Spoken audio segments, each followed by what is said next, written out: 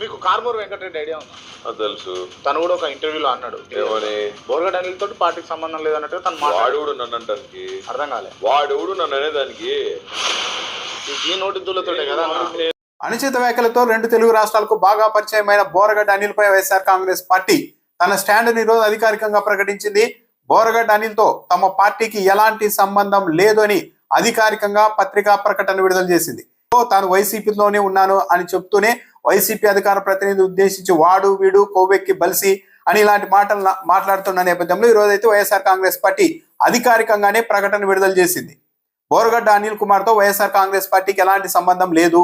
బోరగడ్డ అనిల్ కుమార్ అనే వ్యక్తి వైఎస్ఆర్ కాంగ్రెస్ పార్టీకి సంబంధించిన వ్యక్తిగా ఇటీవల కొన్ని మీడియా ఇంటర్వ్యూల్లోనూ సోషల్ మీడియా వేదికలపై కనిపించడం, ప్రస్తావించడం, ఆపాదించడం జరుగుతోంది. వీటిని వైఎస్ఆర్ కాంగ్రెస్ పార్టీ తీవ్రంగా ఖండిస్తోంది. బోరగడ్డ అనిల్ కుమార్ అనే వ్యక్తితో వైఎస్ఆర్ కాంగ్రెస్ పార్టీకి ఎలాంటి సంబంధం లేదు అని స్పష్టం చేస్తున్నామంటూ వైఎస్ఆర్సీపీ కేంద్ర కార్యాలయం తాడేపల్లి నుంచే పత్రికా ప్రకటన విడుదల చేసింది. ఒక విధంగా ఇది చాలా మంచి నిర్ణయం. ఇది ఎప్పుడో చేయాల్సింది. బోరగడ్డ అనిల్ అనే వ్యక్తి వైఎస్ఆర్ కాంగ్రెస్ పార్టీకి చాలా డ్యామేజ్ చేశారు. అతడు మాట్లాడుతున్నది అవతల వాళ్ళనైనప్పటికీ కూడా ఆ నష్టం అంతా వైఎస్ఆర్ కాంగ్రెస్ పార్టీ ఖాతాలో పడుతూ వచ్చింది.